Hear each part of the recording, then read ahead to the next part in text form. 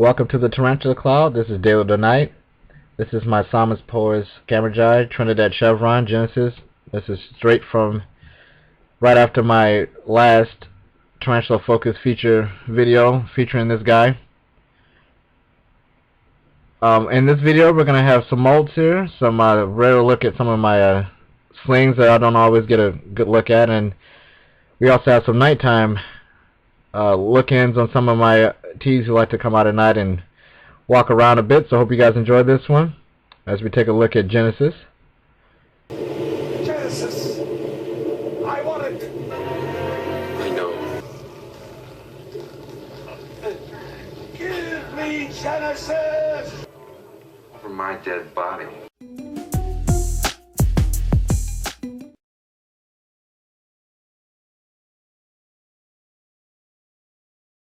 Alright, we have a mold here from my Polytheria Ornata, the fringed ornamental Prometheus. This is one of my more reclusive tarantulas. She had been in pre-molt, but she doesn't always come out even when she's not in pre-molt.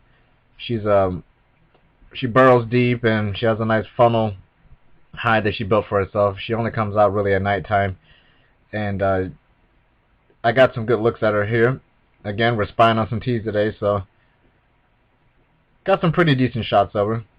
There's her entrance to one of her into her funnel that she has, and there's also a little hide down here that she built for herself. And as you can see right there, you can kind of see the yellow coloration on her legs and her little pinkish toes there. But it's good to see that she molted. I mean, she looked amazing after she molted. Here's the molt here.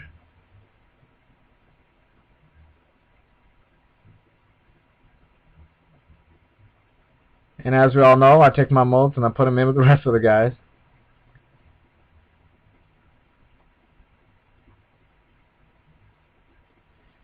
So right here we have some good shots of her out and about doing her thing. She comes out at night and she roams around. That's usually when she eats. I haven't had a chance to film her on camera eating. She really doesn't like light at all. She doesn't like the daylight. She only really comes out when the lights are low, and she'll come out from around 9 p.m. to around maybe 12 or 1 in the morning, then she's gone. So she only comes out for a certain period of the day.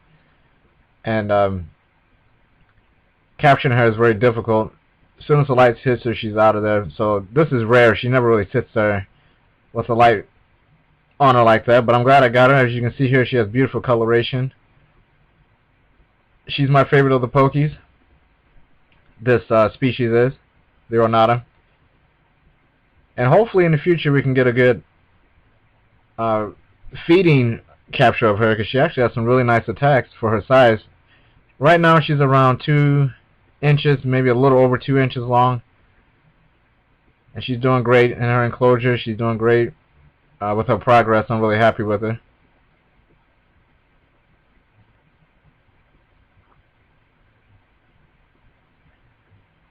Right, next up we have the Nandu carapenensis, the Brazilian red Argos, and she is, as you can see, in the process of molting. She was burrowing really deep when I got her, and I ended up having to take her out of one of those little cube enclosures and putting her in one of these cups, because she was burrowing like crazy. She was really getting down deep in the substrate, and it was making it very difficult for me to monitor her, and especially when she got into pre-molt, because she kind of started freaking out with the when the crickets got in there. And so I put her in here, and she did a lot better, and she ended up molting almost immediately since I put her in here. So I'm glad I did that, because she was having some cave-ins the way she was excavating, much like my Nandu chromatus. These Nandus have a tendency to excavate and burrow like crazy, and you really have to watch them for cave-ins. So we have a time lapse here of her molting. The whole process took around maybe about 30 minutes, and I didn't capture all of it. Obviously she's a small sling. She was around a little under an inch when I got her, and right now she's about an inch and a quarter, and she's doing great. Really has some nice attacks. Very skittish, very shy, much like my Nandu chromatus. My non-chromatus is my most shy and reclusive teas in my collection. As she's getting bigger, she's kind of mellowing out from that a little bit more. She's kind of walking around. She's not as skittish, but when they're slings, they're very, very skittish and very light sensitive. At least my specimens are. Both of these are. The carapacensis is not as bad as the chromatus as far as the light, and the carapacensis seems to be a lot less skittish than the chromatus when she was this size. But I believe I bought my chromatus when she was a little bit bigger than this. As you can see here, you can see the chromatus after molting. There's the molt there. She's doing well. We'll definitely get her some looks on some of these upcoming feeding videos. So looking to see how she's going to be doing in the future here.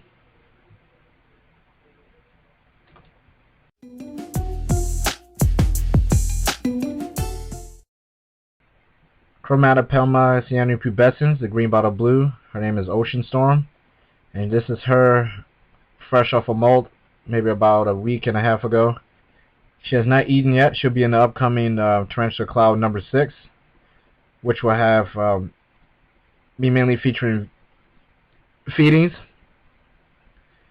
She's one of my better attackers in my collection.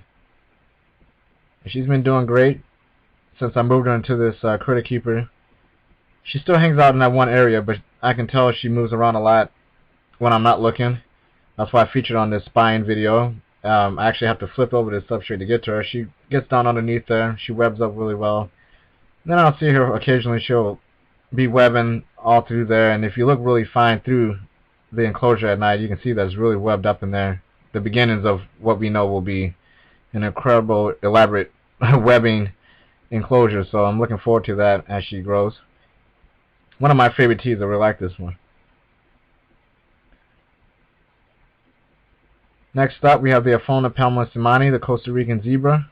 This is Ink, and she has been doing great after her molt. She's getting a lot bigger. Slow growing, as any Aphonopelma species is. Obviously not showing any of her adult colors right now. She's still very much gray. This is actually showing a gray, but she's actually more blue. More of a light blue, electric blue at times. And out in the open with natural light, she appears to be a gray with a little bluish tint, as you see here. But she's been doing great. Staying with the Aphonopelmas, we have the Aphonopelma Chalcodes, the Desert/Mexican Blonde Baby Gray. This is the first Aphonopelma I ever owned. She was around the Seemanni size when I got her last year in March. I've had her for approximately a year now. And as you can see, this is her a year later.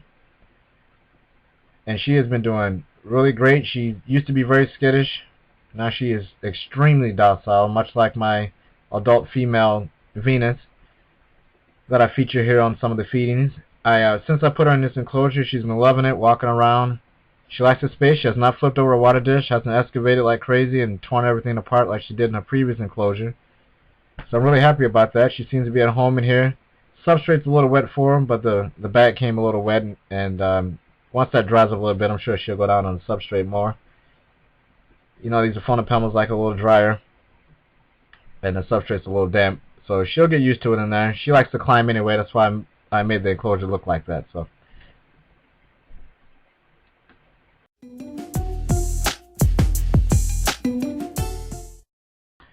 Aphonopelma Chalcodes, Desert/Mexican Blonde, number 2. This is General.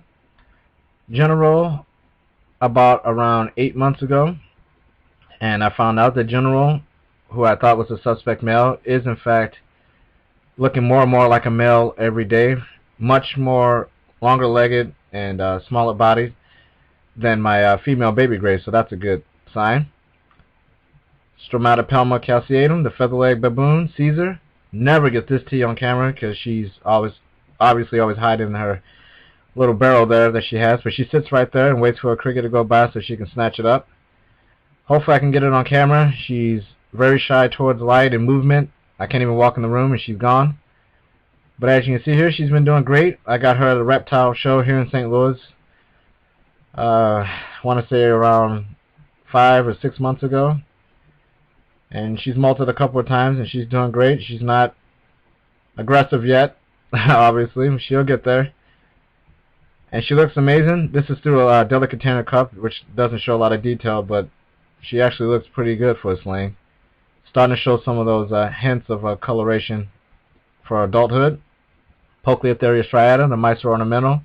Phantom, she molted a while back and finally has worked her way to the front of the enclosure. She's been webbing up in there like crazy. And she's due to get she had a couple of crickets in my last video. And she's been doing great. And they're always elusive. Aphonopelma Albostriatum, the Thailand zebra Pegasus, one of my top 5 favorite teas in my collection. And she has been coming out as she's gotten bigger a lot more. She comes out every night now. I know I can go out and see her every single night as long as it's at night. Not shy with this light that I have on her, and she does basically the same thing. This is night number 1 that I caught her for this week's video. And she just comes out and roams around looking for things and just kind of exploring. She takes her time. This is night number 2. And as you can see, she's it's almost identical. She just sits out there. She just kind of looks around and waits for something to pass by. But if I ever attempted to put anything in there, she'll be back in her hide in a second. Back down in her elaborate tunnel she's created in here. And I was really on the fence about taking her out and rehousing her, because I thought maybe she wasn't liking this enclosure as much, but she really has made it her own. She's got multiple entrances into her hide and down into her tunnels. I can see her all the time now. She kind of does maintenance herself. She kind of cleans after herself, which is cool. Really like this tea.